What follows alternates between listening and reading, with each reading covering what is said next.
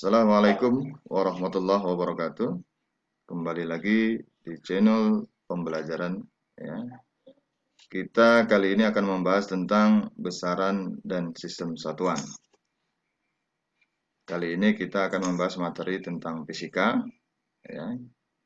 Kita lihat di sini sama-sama. Sebagai pendahuluan, apa itu fisika? Ya. Ilmu pengetahuan yang mempelajari benda-benda di alam, gejala-gejalanya, kejadian-kejadian alam, serta interaksi dari benda-benda di alam. Fisika juga merupakan ilmu pengetahuan dasar yang mempelajari sifat-sifat dan interaksi antar materi dan radiasi. Fisika merupakan ilmu pengetahuan yang didasarkan pada pengamatan eksperimental dan pengukuran kuantitatif, atau disingkat dengan metode ilmiah. Berikutnya, fisika terdiri dari dua persepsi. Yang pertama, sebelum tahun 1920 itu klasik ya. Kemudian setelah 1920 itu kuantum, berlakulah hukum Newton. Kemudian dualisme gelombang partikel, teori relativitas Einstein setelah 1920. Ya, bisa kita lihat bersama di sini untuk klasiknya, yaitu posisi dan momentum partikel dapat ditetapkan secara tepat. Kemudian ruang dan waktu merupakan dua hal yang terpisah. Kemudian pada kuantum, ketidakpastian posisi dan momentum partikel. Kemudian ruang dan waktu merupakan satu kesatuan. Kemudian kita masuk ke dalam materi utama, yaitu besaran dan satuan. Ya. Besaran adalah sesuatu yang dapat diukur, dinyatakan dengan angka atau kuantitatif. Contohnya, panjang, massa, waktu, suhu, dan lain-lain. Ya. Kemudian mengukur, yaitu membandingkan sesuatu dengan sesuatu yang lain, yang sejenis yang ditetapkan sebagai satuan. Besaran fisika baru terdefinisikan jika yang pertama ada nilainya atau besarnya, kemudian ada satuannya. Contoh ya, panjang jalan adalah 10 km. 10 sebagai nilai, kilometer sebagai satuannya. Nah, satuan yaitu ukuran dari suatu besaran yang ditetapkan sebagai satuan. Contoh, meter, kilometer, itu merupakan satuan panjang. Detik, menit, jam, itu adalah satuan waktu. Gram, kilogram, itu adalah satuan massa, dan lain sebagainya. Kemudian, sistem satuan ada dua macam. Yang pertama, sistem metrik. Ya, dengan istilah MKS, singkatan dari meter, kilogram, sekon. Kemudian ada istilah CGS. CGS itu adalah sentimeter, gram, sekon. Kemudian yang kedua, sistem non-metrik. Ini sistem British, ya. Ini tidak kita gunakan dalam pembelajaran. Kita gunakan dalam pembelajaran adalah ya, sentimeter, gram, sekon. Kemudian sistem internasional atau disingkat dengan SI. Jadi istilah SI itu singkatan dari sistem internasional. Sistem satuan MKS yang telah disempurnakan. Jadi dalam satuan internasional atau sistem internasional berlakulah yang MKS, meter, kilogram, dan sekon. Jadi yang paling banyak dipakai sekarang ini. Dalam SI ada 7 besaran pokok berdimensi dan ada besaran pokok tak berdimensi, 2 buah. Ya, kita lihat di sini. Nah, 7 besaran pokok dalam sistem internasional SI, di sini ada 7. Ya, yang pertama besaran pokoknya adalah panjang, satuannya meter, singkatannya M kecil, kemudian dimensinya L. Yang kedua massa, satuannya kilogram, singkatannya kilogram, dimensinya M besar. Kemudian yang ketiga besaran pokoknya waktu, satuannya sekon, singkatan satuan S kecil, kemudian dimensi T. Yang keempat, arus listrik. atau sering disebut dengan kuat arus. Satuannya ampere atau ampere, kemudian singkatan satuan A besar, dimensinya I. Kemudian yang kelima suhu. Satuannya adalah Kelvin, singkatan satuan K besar, kemudian dimensinya sering disebut dengan theta. Ya. Kemudian yang keenam, intensitas cahaya. Ya, kandela, satuannya, kemudian singkatannya CD, dimensinya J. Kemudian jumlah zat, yang ketujuh. Satuannya mol, singkatannya ini mol, kemudian dimensinya adalah N. Nah, inilah besaran pokok dalam satuan sistem internasional. Nah, berikutnya, ya, besaran pokok tak berdimensi, ada dua, yaitu sudut datar, satuannya radian, singkatannya rad, kemudian sudut ruang, seterarian, singkatannya SR. Nah, berikutnya, dimensi. Cara besaran itu tersusun oleh besaran pokok. Guna dimensi apa? Kita lihat di sini yang pertama, untuk menurunkan satuan dari suatu besaran. Ya. Yang kedua, untuk meneliti keberadaan suatu rumus atau persamaan. Ya. Kemudian di sini ada kita lihat metode penjabaran dimensi. Yang pertama, dimensi ruas kanan sama dengan dimensi ruas kiri. Kemudian yang kedua, setiap suku berdimensi sama. Nah, biasanya yang kita gunakan adalah yang guna dimensi ini, ya, bukan metodenya. Kemudian besaran turunan. Apa itu besaran turunan? Nah, ternyata besaran yang diturunkan dari besaran pokok. Ya. Kita lihat sama-sama di sini contoh. A tidak menggunakan nama khusus. Contohnya 1, besaran kecepatan, satuannya meter per detik. Kemudian yang kedua, besarannya luas, satuannya meter kuadrat. Ya. Nah, kemudian di sini terdiri dari satuan, ya, ada meter atau detik, kemudian ada meter lagi. Dia tidak ada nama khusus, itu maksudnya satuannya tadi kita lihat di sini, ya, di besaran pokok meter. Kemudian sekon atau detik, berarti dia istilah besaran pokok itu digunakan. Ya, kita lihat di sini. Nah, mempunyai nama khusus. Nah, kalau tadi di sini terdiri dari satuan dari besaran pokok. Nah, contohnya gaya di sini, ya. Besarannya gaya, satuannya Newton, lambangnya N. Nah, Newton ini adalah nama khusus dari satuan yang sudah diturunkan dari besaran pokok. Kemudian yang kedua, energi. Satuannya joule, daya, satuannya watt, frekuensi, satuannya hertz. Ini lambangnya. Ya, berikutnya, besaran turunan dan dimensinya kita lihat di sini. Besaran pokok contohnya luas. Rumusnya panjang kali lebar, berarti dimensinya L. Karena L dikali L, maka hasilnya L kuadrat. Volume, panjang kali lebar kali tinggi. Berarti L kali L kali L, maka L pangkat 3. Kemudian massa jenis. Massa dibagi dengan volume, di mana massa dimensinya M, ya, ini.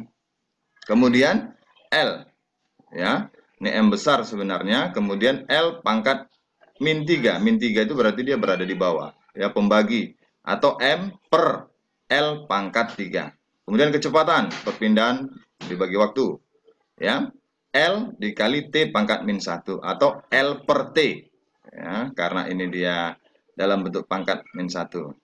Nah, kemudian percepatan, kecepatan dibagi waktu, ya, L T pangkat min 2.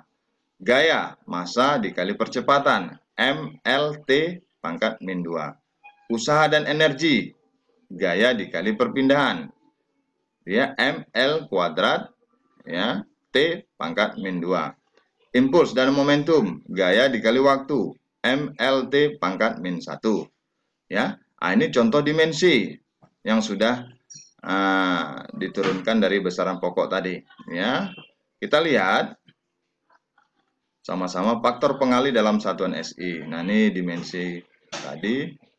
Kita tambah materinya tentang konversi, ya, konversi satuan ini sebenarnya, di mana faktor pengalinya ini, ya. Kemudian di sini nama dari satuan, contohnya atto, femto, pico, nano, mikro, mili, kilo, mega, giga, tera.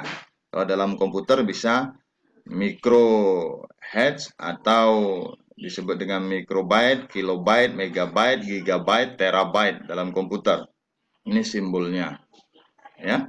Nah, kemudian kita lihat berikutnya ke dalam contoh soal, biar lebih Ananda bisa pahami. Yang pertama, tentukan dimensi dan satuannya dalam SI atau Sistem Internasional untuk besaran turunan berikut. Ya, kita disuruh menentukan dimensinya. Yang pertama suruh menentukan dimensi dari gaya, kemudian yang kedua atau B berat jenis, yang ketiga atau C tekanan, yang keempat D usaha, yang kelima E daya. Sama-sama kita perhatikan di sini jawaban atau penyelesaiannya. Yang A, gaya. Gaya dihasilkan dari massa dikali percepatan. Ya, dimensi massa adalah M besar, percepatan adalah LT pangkat min 2. Maka dimensi dari gaya adalah MLT pangkat min 2. M adalah massa yang satuannya kilogram, L adalah panjang, ya, L ini dimensi panjang besaran pokoknya, ya, itu adalah meter, T itu adalah waktu, ya, maka sekon satuannya kilogram meter sekon pangkat min 2 atau kilogram meter per sekon kuadrat, itu yang A. Kemudian yang B, berat jenis, berat per volume atau sama dengan gaya per volume. Gaya MLT pangkat min 2 dibagi dengan L pangkat 3, maka dihasilkan MLT, ya. Di sini MLT pangkat min 2 nih, ya. Kemudian dikali L pangkat min 3. Hasilnya ML pangkat min 2, ya, dikali T pangkat min 2. Satuannya menjadi, ya, kilogram meter min 2. Ini berat jenis, ya. Nah, kalau kita amati di sini ada pengurangan, ya. Di sini ada pengurangan. Nah, ada pengurangan L, bisa hilang. Nah, kemudian tekanan. Tekanan gaya perluas MLT pangkat min 2, ya, dibagi dengan L pangkat 2. Menjadi L-nya hilang 1, menjadi MLT pangkat min 2. Satuannya kilogram meter min 1 S min 1, ya. Nah, kemudian di sini usaha. Usaha gaya dikali jarak atau sama dengan MLT min 2 dikali L, sama dengan ML kuadrat dikali T min 2, satuannya menjadi kilogram, ya, meter. Nah, di sini kita lihat, ya, meter, kilogram, meter, kemudian S pangkat min 2.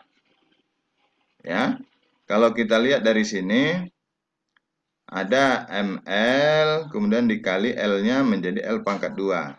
Ya, L-nya menjadi pangkat 2. Berarti kalau kita lihat dari sini MLT min 2 ini bukan minus nih sebetulnya, salah, ya. L dikali L, ya, sebetulnya kan L kuadrat, maka M kuadrat, ya. M kuadrat, kilogram meter kuadrat per sekon kuadrat sebenarnya, ini tidak ada minusnya. Ya, kemudian daya. Daya adalah usaha per waktu. Ya, usaha per waktu sama dengan ML kuadrat T min 2 per T, ya. T-nya ini hilang 1 menjadi ML kuadrat T min 1 atau satuannya kilogram meter kuadrat per sekon, ya. Kemudian terakhir, bukti besaran-besaran berikut adalah teknik energi potensial dan energi kinetik usaha energi kalor. Nah, di sini kita lihat energi kinetik EK-nya dengan dimensi ML kuadrat T min 2. Ya, kemudian kita lihat usaha energi kalor, dia dimensinya adalah ML kuadrat T min 2. Ini juga energi ML kuadrat T min 2 kalor. 0,24 kali energi sama dengan satuannya juga dimensinya juga ML kuadrat T min 2. Nah, ketiga untuk yang kedua ini nomor 2. Jadi ketiganya memiliki dimensi yang sama, yaitu usaha, energi, kalor mempunyai dimensi yang sama. Ya, mungkin itu saja penjelasan yang nantinya bisa membantu Ananda sekalian dalam pembelajaran besaran dan satuan.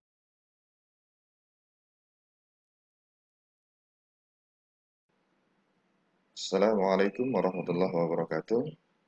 Kembali lagi di channel YouTube Pembelajaran Fisika. Kali ini kita akan membahas tentang besaran skalar dan vektor. Sebelumnya kita telah membahas tentang besaran pokok dan besaran turunan. Kali ini dalam halaman blog Bapak akan menjelaskan apa itu besaran skalar dan besaran vektor. Besaran skalar, di sini akan Bapak jelaskan, pada saat Anda menghitung luas sebuah bidang bujur sangkar, maka Anda hanya menyebutkan angka nilainya saja. Misalnya, 25 cm². Demikian pula saat Anda membeli dan menimbang satu keranjang buah mangga. Maka, pada timbangan tertera angka yang menunjukkan massa mangga tersebut, misalnya 4 kg. Nah, pada contoh tersebut di atas, besaran luas, bujur sangkar, dan massa mangga merupakan besaran skalar. Jadi dapat kita simpulkan, apa itu besaran skalar? Yaitu besaran yang hanya memiliki besar atau nilai saja dan tidak memiliki arah. Jadi contoh besaran skalar yaitu, kita lihat di sini, panjang, massa, waktu, suhu, massa jenis, volume, energi potensial, usaha, potensial listrik, energi listrik, dan lain sebagainya. Itulah contoh untuk besaran skalar. Kemudian kita masuk ke dalam besaran vektor. Nah, jika sebuah mangga yang Anda beli tadi berada dalam genggaman tangan Anda, maka semula diam, kemudian terjatuh. Apa yang Anda amati? Buah mangga tersebut jatuh ke arah lantai yang disebabkan oleh gravitasi bumi atau gaya. Pada gerak mangga, dari keadaan diam, bergerak dengan kecepatan yang terus bertambah dengan arah ke bawah hingga menyentuh lantai. Dari kejadian tersebut, kita dapat menyebutkan bahwa besaran gaya dan besaran kecepatan merupakan besaran vektor. Apa itu besaran vektor? Yaitu besaran yang memiliki nilai dan arah. Jadi buah mangga tadi jatuh berarti arahnya ke bawah. Dan mempunyai nilai. Berapa besar nilai? Kecepatannya, gayanya. Nah, vektor dapat dituliskan dalam huruf kecil dan besar atau dengan dua huruf seperti berikut. Kita lihat di sini. Vektor A berarti huruf A di atasnya ada tanda panah atau simbol tanda panah, atau A besar kasih simbol tanda panah, dan AB ada tanda vektor berarti vektor A ke B, kemudian atau PQ jadi vektor Q. Artinya di sini gambar AB, vektor AB itu menjelaskan bahwasanya titik A adalah titik awal atau titik tangkap vektor. Ini titik A, titik awal pangkal vektor. Kemudian titik B adalah arah vektor di akhir. Jadi panjang AB merupakan panjang atau besar vektor. Berikutnya, kita lihat di sini ada tabel beberapa contoh besaran skalar dan besaran vektor. Yang pertama kita lihat dulu besaran skalar. Kita lihat dulu. Besaran skalar yang pertama jarak. Kemudian kedua massa. Kemudian ketiga panjang. Kemudian kelajuan. Kemudian volume. Kemudian waktu, energi potensial, energi kinetik, usaha, daya, massa jenis, muatan listrik, potensial listrik, jumlah zat, kerapatan arus. Nah, kita lihat di sini untuk besaran vektor, perpindahan, berat, percepatan, kecepatan, percepatan gravitasi, momentum, impuls, gaya, momen gaya, tegangan permukaan, gaya gesek, induksi magnetik, medan gravitasi, medan listrik, tekanan. Itulah contoh besaran skalar dan besaran vektor. Kemudian kita lihat untuk komponen vektor. ya, sebuah vektor F berada dalam bidang datar yang membentuk sudut alfa terhadap sumbu X. Lihat gambar, perhatikan gambar. Ya. Kemudian vektor tersebut jika diproyeksikan terhadap sumbu X dan sumbu Y akan memiliki komponen-komponen vektor terhadap sumbu-sumbu tersebut, yaitu Fx dan Fy. Kita lihat di sini. Ya. Di sini ada garis vektor. Ini F, berarti vektornya yang ini. Ya. Kemudian ini direfleksikan. Ini kita buat tanda seperti ini membantu searah sumbu Y. Yang di sini searah sumbu X. Nah, untuk mencari garis putus-putus ini bisa dirumuskan dengan F sin alfa. Ya, di mana sudut alfanya ini di sini F, panjang F-nya. Jadi bisa kita cari untuk sisi yang ini adalah F sin alfa. Kemudian di sini untuk mencari garis putus-putus yang di sini, ya, yang ini berarti sejajar dengan sumbu Y. Kalau yang ini garis putus-putus yang F sin alfa ini sejajar dengan sumbu X. Ya. Kemudian untuk yang sejajar sumbu Y kita lihat F cos alfa. Nah, persamaan komponen vektor adalah Fx sama dengan F cos alfa, Fy sama dengan F sin alfa. Nah, kita lihat contoh soal berikut. Komponen-komponen vektor dari gambar vektor berikut adalah, kita lihat di sini. Ya. Kita lihat di sini, panjang vektornya adalah 5 Newton. Ya, 5 Newton. Kita lihat di sini, garis putus-putus yang searah sumbu Y. Nih, kita buat di sini rumusnya adalah F sin alfa. Ya, sin alfanya besarnya 37 derajat. F-nya besarnya 5, maka 5 sin 37 derajat. 5 dikali nilai sinus 37 derajat adalah 0,6. Maka hasilnya 5 dikali 0,6 hasilnya 3 Newton. Ya. Ini adalah yang 3 Newton ini adalah yang Y, ya. Ini adalah yang Y-nya atau Fy tadi, ya. Ini Fy. F dikali sin alfa. Kemudian kita lihat di sini untuk Fx, ya. Fx ini rumusnya adalah F dikali cos alfa. Jadi F-nya berapa? F-nya adalah 5 Newton. 5. Kemudian alfanya tetap 37 derajat. Kita masukkan rumus cos 37 derajat. Nilai cos 37 derajat adalah 0,8. Maka dia dapat 5 kali 0,8 hasilnya adalah 4. Ya, 4 Newton. Nah, 4 Newton ini adalah nilai X komponen. Yang dari sini ya. Nilai X komponen. Nah, kemudian yang ini tadi nilai 3 Newton adalah Y komponen. Nah, kita lihat di sini. Dari optionnya, pilihannya, jawabannya adalah D. Ya.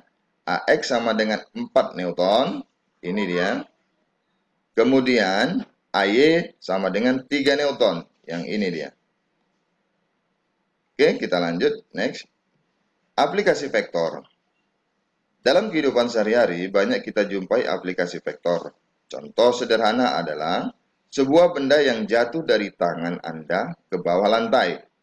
Dalam hal ini, benda jatuh akibat gravitasi bumi, gaya tarik bumi, yang arahnya menuju pusat bumi. Hal ini juga menunjukkan benda memiliki berat yang arah dan besarnya sama dengan gaya tarik bumi terhadap benda tersebut. Contoh lain, dapat Anda lihat dalam gambar berikut. Ya, kita lihat di sini beberapa contoh aplikasi vektor dalam kehidupan sehari-hari. Jadi, nilai gayanya ada, kemudian arahnya juga ada. Kita lihat di sini, ini simbol arah vektornya. Ini dalam kehidupan sehari-hari kita amati, ya. Kemudian kita ubah dalam bentuk arah vektor. Seperti ini gambarnya. Yaitu mesin derek dengan palang penyangga. Ini dia. Kemudian berikutnya kita lihat di sini mesin pemotong rumput. Ya, kita gambarkan gayanya. Ada tekanan ya, berupa gaya dorong, kemudian ada yang ke depan, ke bawah, dan yang diagonal, ya, arah menyamping atau miring. Kemudian selanjutnya kita lihat di sini, mendorong mobil, ya, gaya, dia punya arah, ya. Dalam kesempatan ini mendorong sebuah mobil arahnya ke kanan, ya.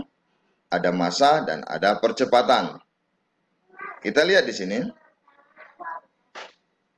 pada mesin derek, ya, palang penyangga menahan gaya berat beban W dan gaya tarik tali F dengan gaya dorong palang penyangga R pada mesin pemotong rumput, ya. Seorang pekerja mendorong mesin dengan gaya F. Nah, pada gambar selanjutnya, seorang mendorong mobil dengan gaya F yang menimbulkan percepatan A. Ini adalah penjelasan dari gambar di atas, ya. Ada 3 gambar. Kemudian, operasi vektor, ya. Operasi vektor itu ada penjumlahan dan ada pengurangan vektor. Ya, kita lihat di sini. Dalam penggunaan vektor, 2 buah vektor atau lebih dapat dijumlahkan, dikurangkan, dikalikan, atau dibagi. Kegiatan ini disebut operasi vektor. Nah, kita lihat di sini penjumlahan dan pengurangan vektor. Menjumlahkan dan mengurangkan vektor dapat ditempuh dengan 2 cara, yaitu metode grafis seperti metode poligon, jajaran genjang, dan segitiga. Kemudian yang kedua, metode analitis, yaitu menguraikan vektor-vektor yang ada terhadap sumbu X dan sumbu Y. Hasil dari penjumlahan vektor-vektor disebut resultan vektor. Kita lihat pertama, yaitu metode grafis. Ya, metode grafis ini kita coba menggunakan cara poligon. Ya, dengan cara poligon. Nah, kita lihat gambar menunjukkan yang pertama, ya, 3 buah vektor, yaitu vektor A, vektor B, dan vektor C. Mana itu vektor A? Ini dia. Mana itu vektor B? Ini dia. Mana vektor C? Ini dia. Ya. Kemudian kita cari resultan vektornya, ya, dengan vektor resultan. Ya, kita lihat, kita gambarkan di sini dengan melanjutkan, ya, dengan melanjutkan vektornya dengan cara poligon. Yang pertama, satu vektor, ini dia, vektor A. Kemudian kita lanjut vektor B. Mana vektor B tadi? Ini vektor B. Kita lanjutkan dari ujung vektor A, kita sambung pangkal vektor B, kita sambungkan kemari. Ya. Kemudian ujung vektor B, kemudian vektor B ini ujungnya akan disambung dengan pangkal vektor A, vektor C, ya. Ini vektor C-nya. Ini. Nah, ini. Jadi dia vektor A ditambah vektor B ditambah vektor C. Inilah hasil resultan vektornya, ya. R ini menjadi resultan hasil. Nah, inilah yang dikatakan dengan cara poligon. Jadi menyambungkan ketiga vektor, ya. Nah, kemudian selanjutnya, ya, kita lihat di sini. Ini sama, ya, resultan R-nya. Ini sama juga, ya. A tambah B tambah C, maka besar R, ya, adalah 0. Ya, jika R-nya ini dia. A tambah B tambah C dan tambah D hasilnya 0. Karena apa? Di sini ada, kita ganti nih resultan R tadi menjadi D. Ini jadi D. Ya, arahnya berlawanan dengan R. Otomatis kalau seperti ini rumusnya, maka kembali lagi ke titik A awal vektor, pangkal vektor, ya. Nah, oke, kemudian dengan cara jajaran genjang, ya. Jajaran genjang, ada sistemnya A, kemudian B bertumpu di vektor A, kemudian menghasilkan resultan baru. Nah, resultan baru ini nanti bisa kita jadikan gabungan untuk vektor berikutnya, ya. Dia berfokus dengan pangkal vektor, ya. Nah, kemudian dengan metode analisis, ya, dengan metode analisis ini bisa Ananda baca, ya, untuk berikutnya dari blog Bapak ini untuk lebih jelas kembali, ya. Ada contoh soal juga yang bisa Ananda perhatikan lebih bagus lagi. Demikian, Assalamualaikum warahmatullahi wabarakatuh.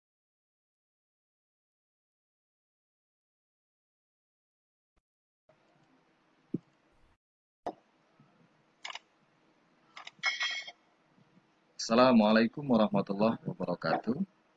Kembali lagi di channel YouTube Pembelajaran Fisika. Tapi sebelumnya, jangan lupa like and subscribe video kali ini.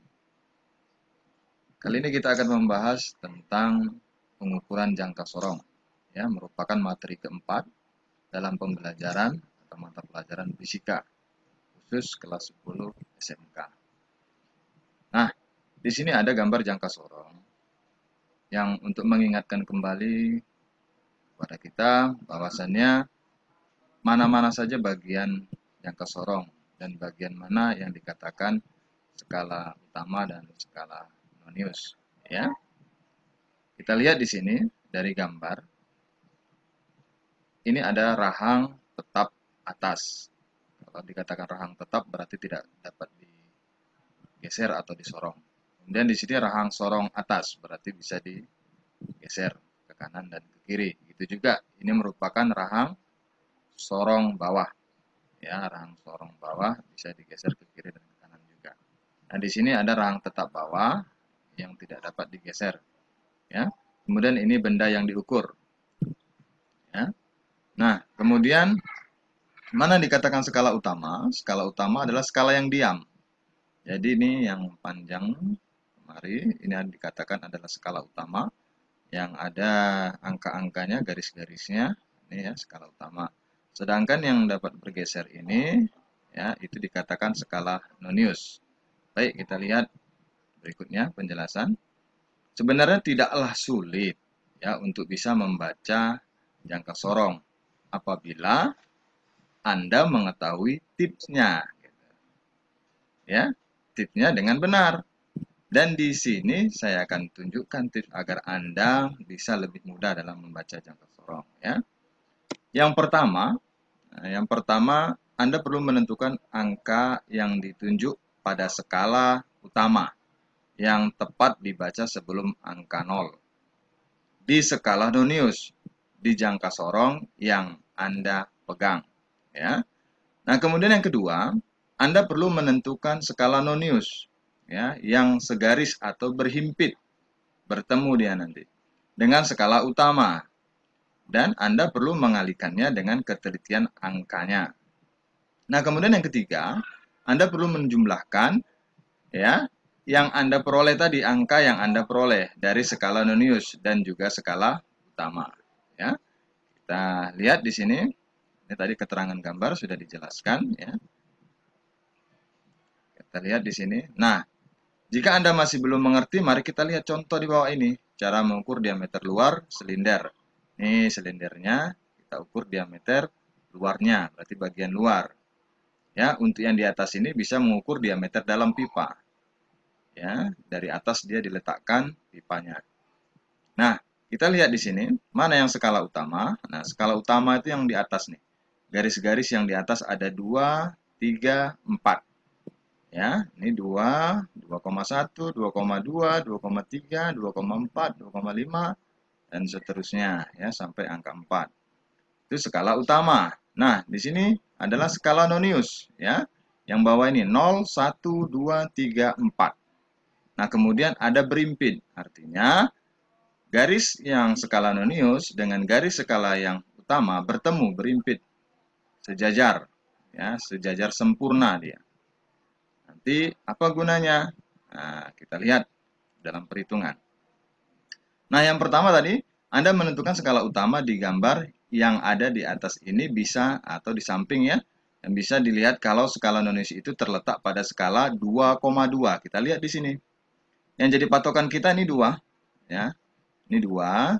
Kemudian di sini 2,1, 2,2 lebih. Yang jadi patokan adalah angka 0. Ini skala nonius, 0 skala nonius yang jadi utama, ya. Jadi kita tentukan dulu yang pertama, skala utamanya berapa? 2,2. Ya, selanjutnya Anda perlu untuk menentukan skala nonius. Skala nonius yang terhimpit dengan skala tetap itu adalah angka 4. Kita perhatikan di sini. Mana skala nonius garis ini yang bertemu dengan skala garis yang di atas ini. Ya. Nah, kebetulan di sini yang berimpit adalah 4. 4 ini dengan ini dia sempurna, garis lurus, membentuk garis lurus yang sempurna. Ya. Nah, di sini berarti bernilai berapa? Angka 4 ini dikali 0,01. tingkat ketelitiannya. Sentimeter berarti sama dengan 0,04 cm ya. Nah, yang ketiga, Anda perlu menjumlahkan skala tetap dengan skala nonius dari hasil pengukuran 2,2 cm ditambah 0,04 cm. Hasilnya adalah 2,24 cm. Nah, sebenarnya untuk memudahkan perhitungan, ini kita sudah menentukan 2,2. Kita tambahkan aja angka berikutnya, ya. Ini ada 4, berarti tinggal tambahkan aja angka 4 di belakangnya. Berarti 2,24 cm. Ya. Nah, sehingga hasil yang bisa Anda peroleh dari pengukuran diameter silinder itu adalah 2,24 cm ya. Jadi jangka sorong ini pengukurannya dalam cm. Nah, berikutnya biar lebih paham dalam pembahasan soal ya. Nah, soal yang pertama, perhatikan gambar pengukuran menggunakan diameter koin menggunakan jangka sorong di bawah ini. Kita lihat di sini. Yang jadi perhatian kita adalah ini, ya. Nah, di sini ada dia apa namanya? Bloknya ya. Di sini ada bloknya. Kita lihat skala nonius ya. Skala noniusnya 0, 5, 10. Skala utamanya 2 sama 3 di atas terlihat ya. Nah, kita amati di sini ya. Bahwasanya yang 0 tadi di sini, yang 0 ini ya, yang 0 ini berarti 2,2. Dia lebih, berarti di sini letaknya. Nah, kita perhatikan di sini. Hasil pengukuran koin menggunakan jangka sorong di atas adalah, kita lihat 2,2 nih. Ini jadi patokan 0 ini. Berarti kita perhatikan aja dari option ini. Oh, 2,2. Ternyata ada dua option yang nilainya 2,2. Nah, kita lihat di sini angka mana yang sejajar atau lurus, bertemu dia, berimpit. Ya. Nah, kalau kita perhatikan ini, di angka 3 di atas, tapi bukan 3 yang di sini ya. Hati-hati. Jadi di sini ada pilihan. Karena 3 di atas, kita ambil nilai 3. Salah. Yang kita ambil adalah nilai yang di bawahnya, noniusnya. 0, 5, 10. Berarti ini 5, 0, 1, 2, 3, 4, 5, 6, 7, 8. Ya. Ini harus fokus. Ini 8. Jadi, yang benar adalah 2,28 cm. Nah, ini pembahasannya. Hasil ukurnya skala utama tambah skala nonius 2,20 cm ditambah 0,08 cm sama dengan 2,28 cm ya. Bisa kita lihat sekali lagi 2,2 ditambah 8 yang berimpit nih ya. Oke, kita lihat selanjutnya. Soal yang kedua. Seorang siswa mengukur diameter sebuah pipa menggunakan jangka sorong seperti lihat pada gambar berikut. Kita lihat di sini. Skala utamanya adalah 4, 5. Ya, skala nonius 0, 5, 10. Kita perhatikan di sini 0 yang jadi patokan. Ya, 0 ini yang jadi patokan. Nah, di sini 4,1 ya. Ini 4,1. Garis yang ini ya sebelum 0. 4,1. Berarti kita amati yang nilainya 4,1 optionnya mana? Ini A. Ya, 4,1. Tinggal kita pastikan lagi ya. Noniusnya pas tidak dia 7 ya.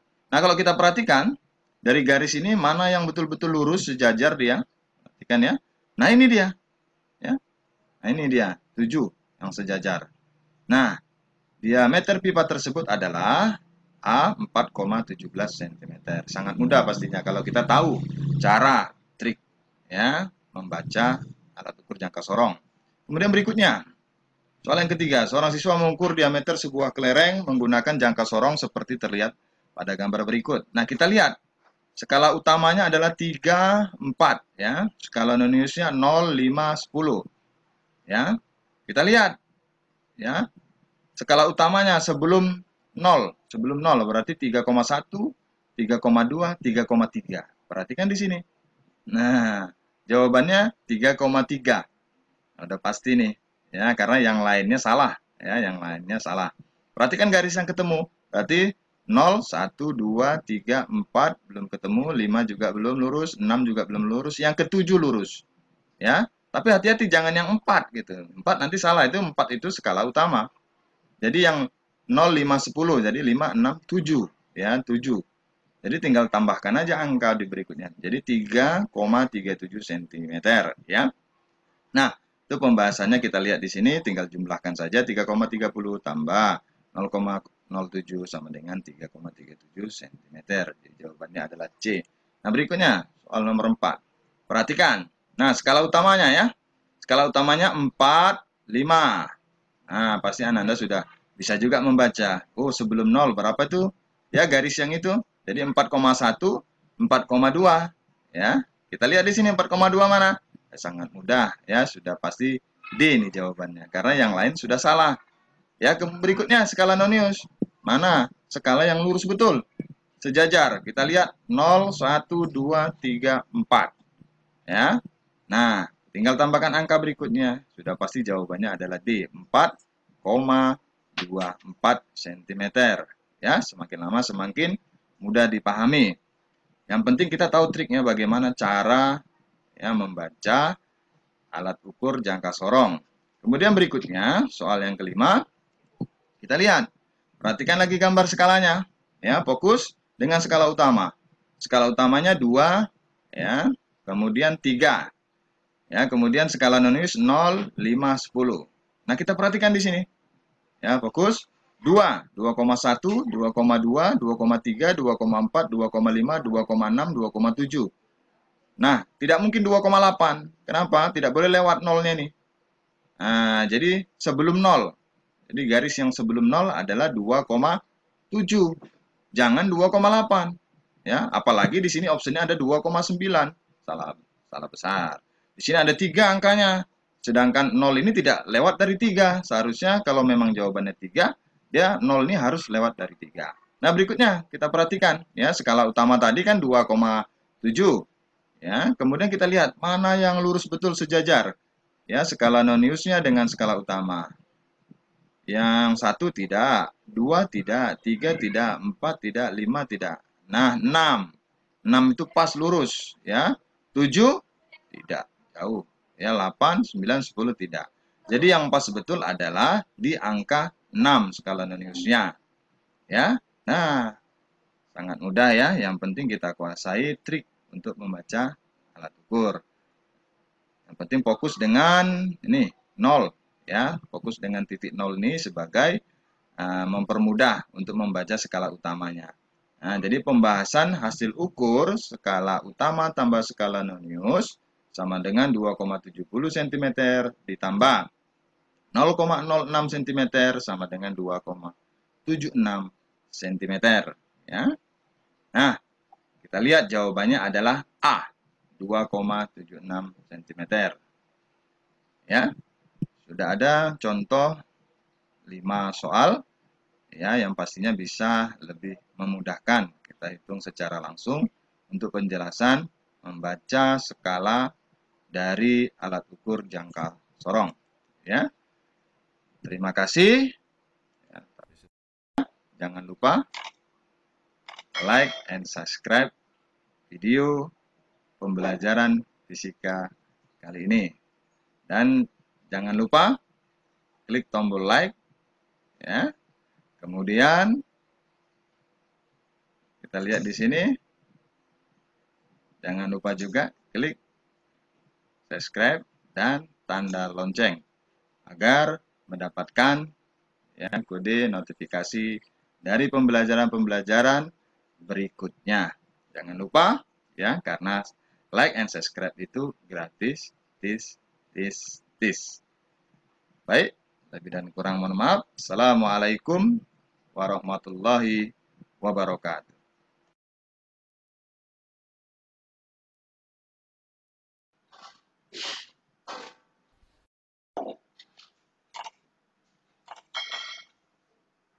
Assalamualaikum warahmatullahi wabarakatuh. Kembali lagi di channel YouTube Pembelajaran Fisika. Kali ini kita akan coba ya, membahas tentang pengukuran dan angka penting. Nah, baik, kita lanjutkan. Langsung ke materi. Yang pertama adalah pengukuran. Apa itu pengukuran? Ya. Pengukuran merupakan kegiatan membandingkan suatu besaran dengan besaran lain yang ditetapkan sebagai standar satuan. Nah, kemudian apa itu satuan?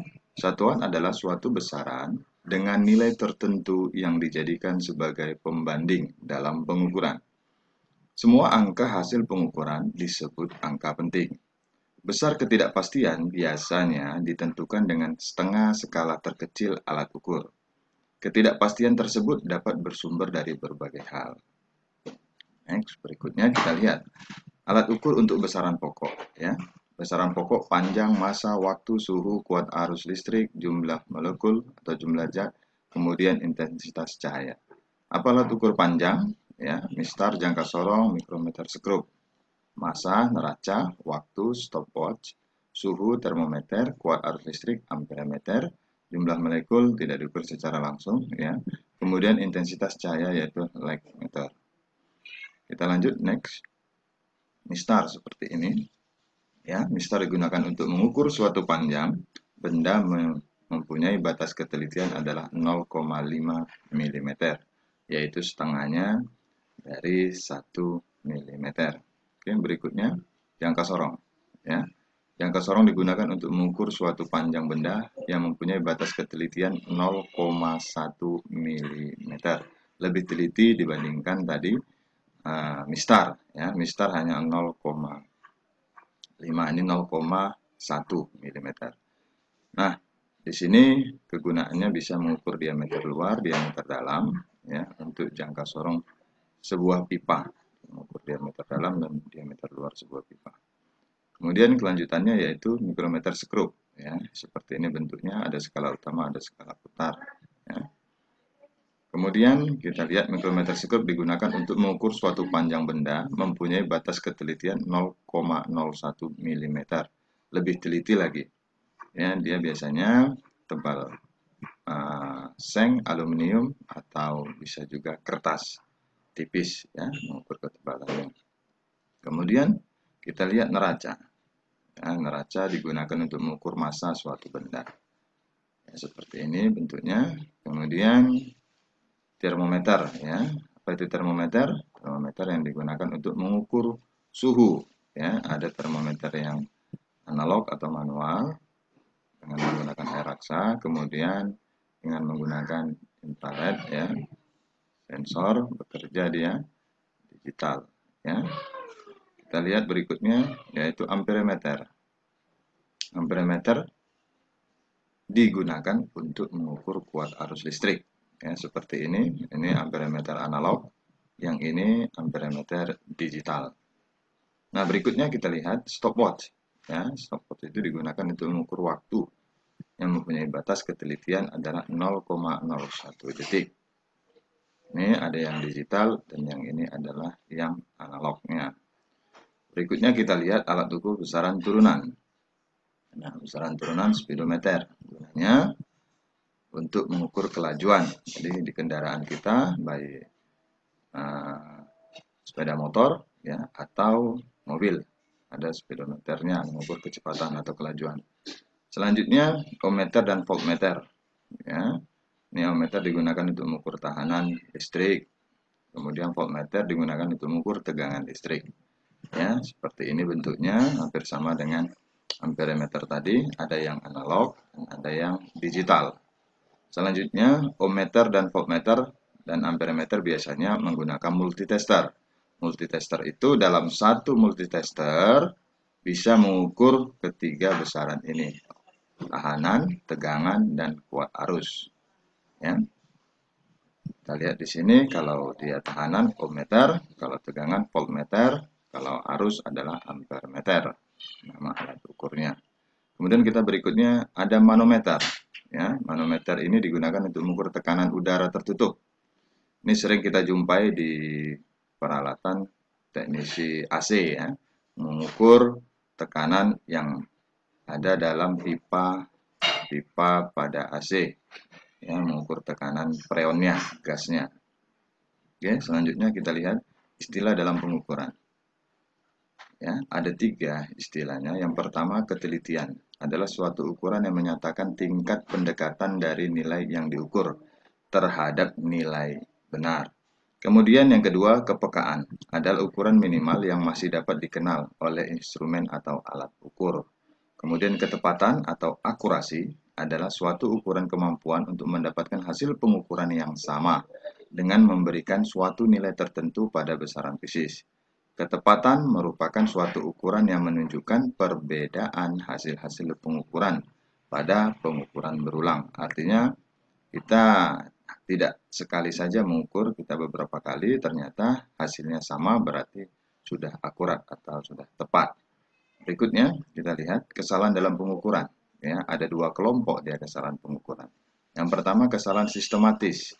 Kesalahan sistematis merupakan kesalahan yang berasal dari pengaruh-pengaruh yang dapat diketahui.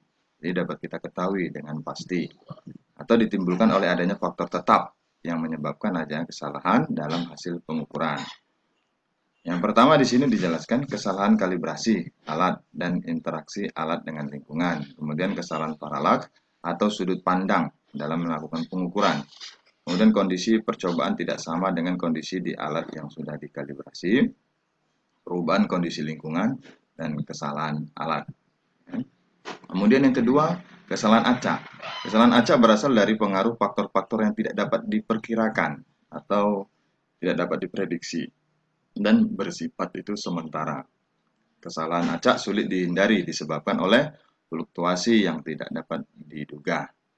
Nah, kemudian kita lanjut ke materi aturan angka penting. Ya. Angka penting adalah semua angka yang diperoleh dari hasil pengukuran. Angka penting ini terdiri atas angka pasti dan angka terakhir yang ditaksir atau angka taksiran yang disebut. Kemudian kita lihat di sini aturan penulisan angka penting. Yang pertama, semua angka bukan 0 merupakan angka penting. Contoh 14,54 mempunyai 4 angka penting karena di sini tidak ada angka 0 ya. Semuanya dikatakan angka penting. Kemudian yang kedua, semua angka 0 yang terletak di antara angka bukan 0 adalah angka penting. Kita lihat di sini 5700,09. Dia diapit oleh bukan 0, angka yang bukan 0. Berarti 0 ini termasuk, maka 1, 2, 3, 4, 5, 6. Jadi mempunyai 6 angka penting. Kemudian kita lanjut, yang ketiga angka 0 di sebelah kanan, angka bukan 0, tanpa tanda desimal atau tanda koma, bukan termasuk angka penting, kecuali diberi tanda khusus garis bawah atau atas. Contoh, ini 406.000 sebenarnya. Ya. Tapi mempunyai 3 angka penting, yang mana saja? 406. Jadi 1, 2, 3. Yang ini tidak termasuk angka penting. Karena bisa diubah dalam bentuk notasi ilmiah nanti, bilangan berpangkat. Jadi 406 kali 10 pangkat 3 gitu. Jadi tidak termasuk sebagai angka penting. Nah selanjutnya, angka 0 di sebelah kanan, tanda desimal, dan di sebelah kiri angka bukan 0. Tidak termasuk angka penting. Contoh, 0,00045. Jadi 0 yang ini setelah desimal, ada 0, yang dianggap angka penting hanya 4 dan 5-nya saja. Jadi yang mempunyai 2 angka penting, 0,0045. Yang ini tidak termasuk angka penting. Ya, kemudian berikutnya, semua angka di sebelah kanan, tanda desimal, dan mengikuti angka bukan 0 adalah angka penting. Nah, ini jadi catatan.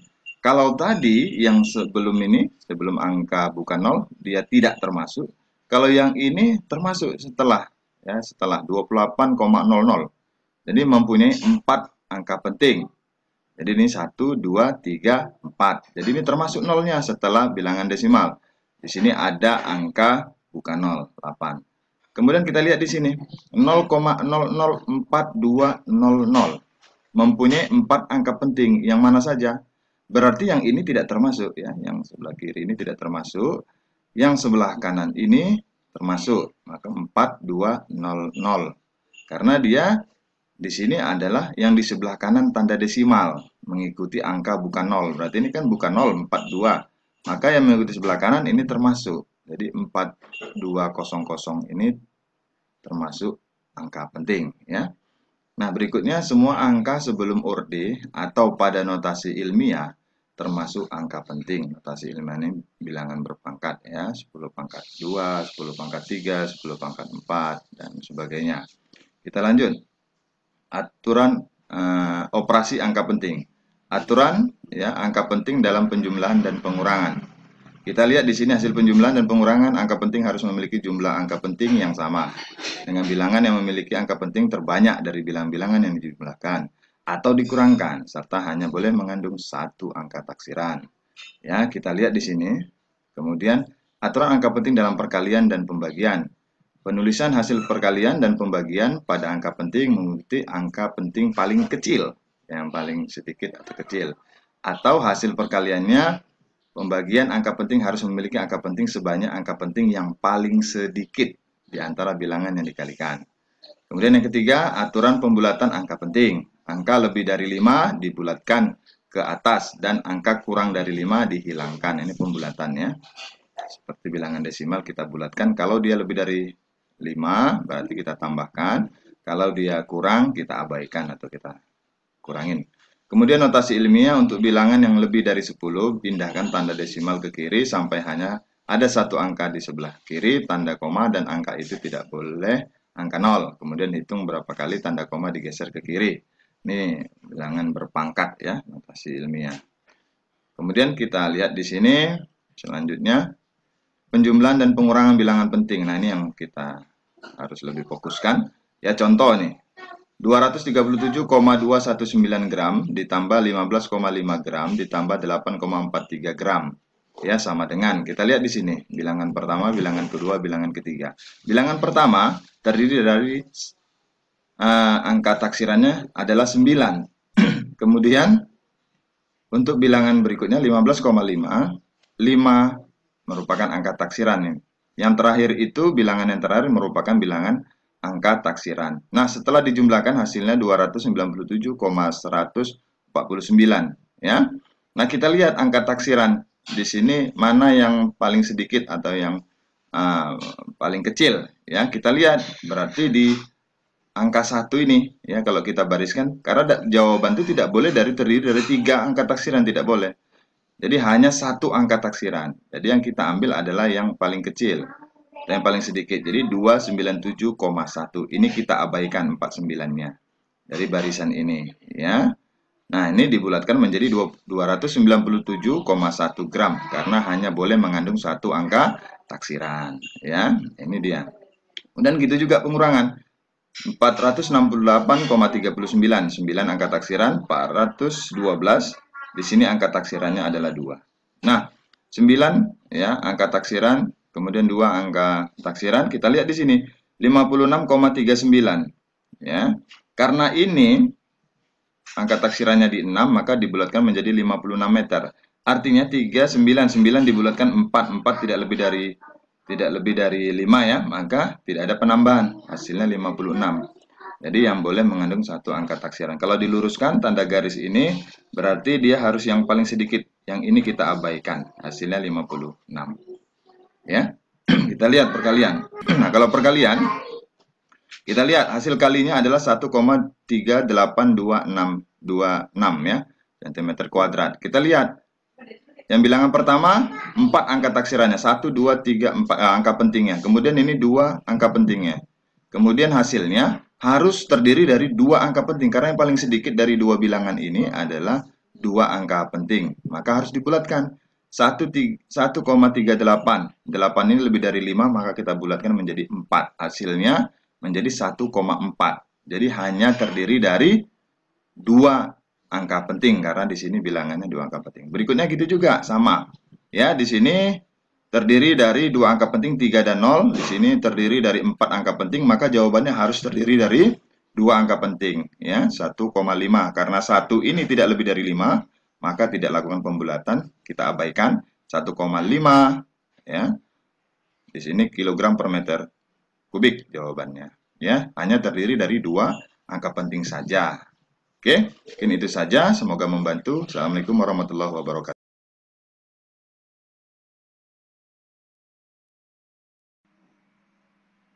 Assalamualaikum warahmatullahi wabarakatuh. Baik, kembali lagi. Kali ini kita akan coba menjelaskan bagaimana cara melakukan pengukuran menggunakan micrometer screw. Ya, saya akan jelaskan di blog spot saya. Yang pertama kita pilih dulu set map. Kemudian kita pilih materinya adalah pengukuran micrometer screw. Kemudian kita lihat di sini ada gambar keterangan ya. Di sini bagian-bagian dari micrometer screw. Yang pertama yang perlu kita amati adalah rahang geser ya. Di sini akan bergeser. Yang ini akan menuju keluar apabila diputar ya. Dipakai pemutar. Mikrometer skrup ini terdiri dari skala nonius dan skala utama. Ini skala utamanya di sini letaknya. Ini skala utamanya. Kemudian skala noniusnya ada di sini. Jadi skala utama berada pada poros yang tetap. Pada poros yang tetap, dia tidak bergerak. Ini skala utama. Sedangkan skala nonius ini dia bergerak, berputar ke kiri dan ke kanan. Ya.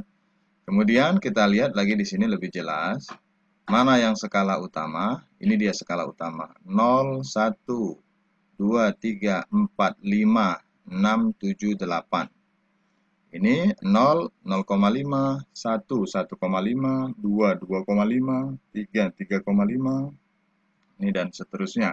Ini kalau kita lihat di sini 5, 6, 7, 8, 9. Ya. 5, 6, 7, 8, 8,5. Ya, bukan 9. Nah, kemudian kita lanjut. Ini yang dikatakan skala nonius. Nanti diperhatikan. Kalau kita lihat ini ada garis lurus nih ya.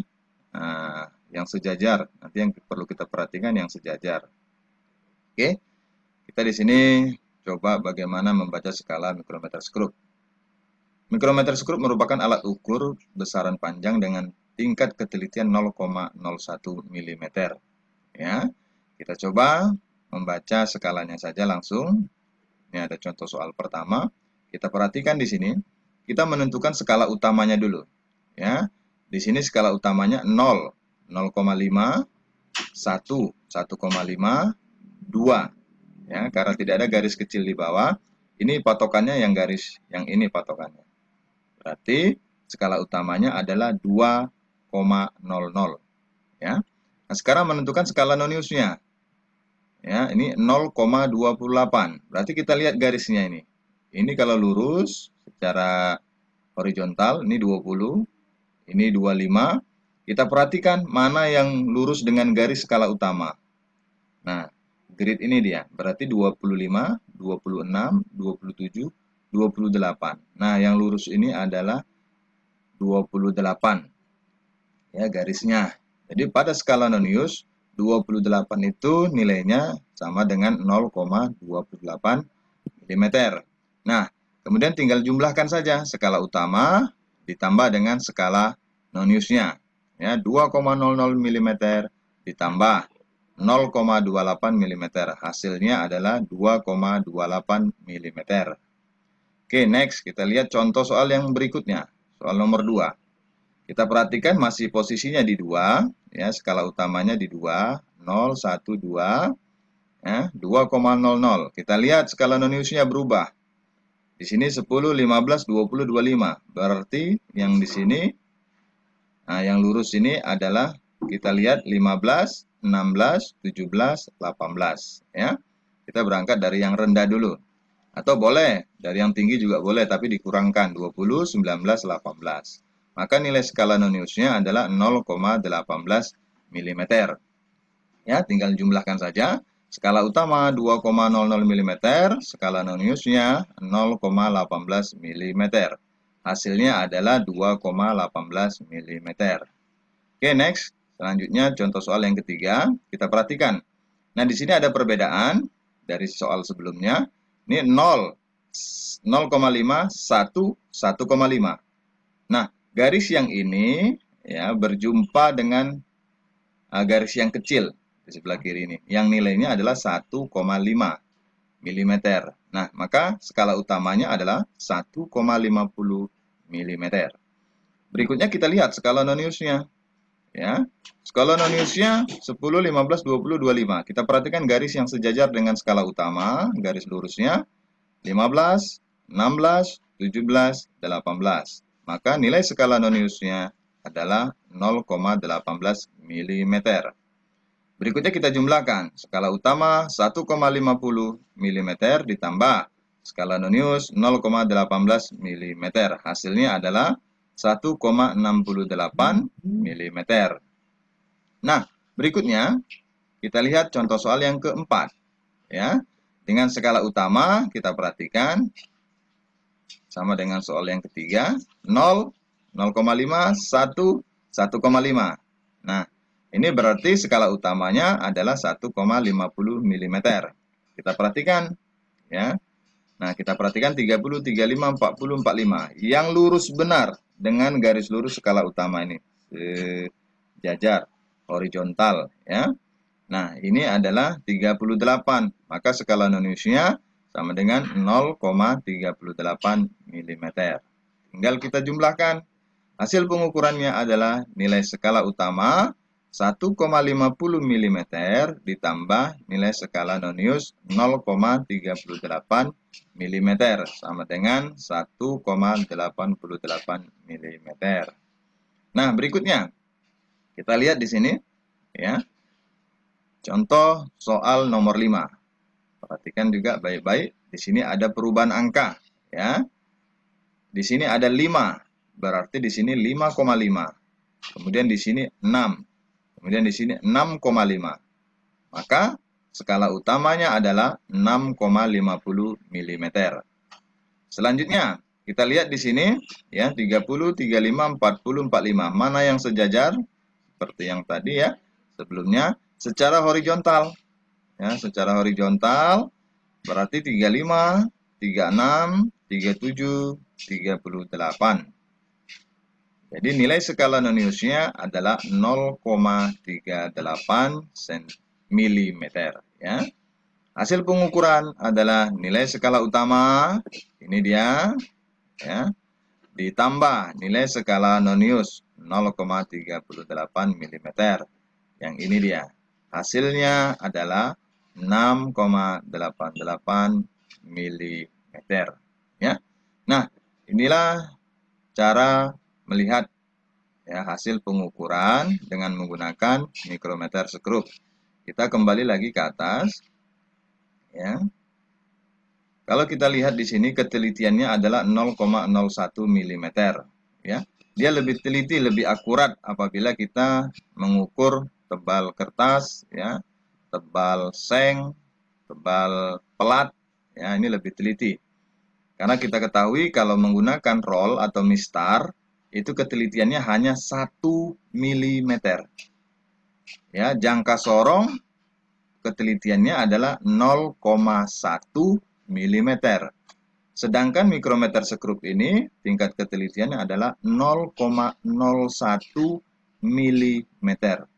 Nah, dia lebih akurat ya, lebih teliti untuk mengukur tebal tipisnya sebuah pelat atau kertas ya. Nah, semoga bisa membantu untuk mempermudah pemahaman bagaimana cara membaca skala dari pengukuran menggunakan mikrometer skrup ya. Semoga dapat membantu dan bermanfaat. Jangan lupa like and subscribe video kali ini ya. Dan jangan lupa aktifkan lonceng notifikasi, nantinya mendapat video terbaru penjelasan dari saya. Terima kasih. Assalamualaikum warahmatullahi wabarakatuh.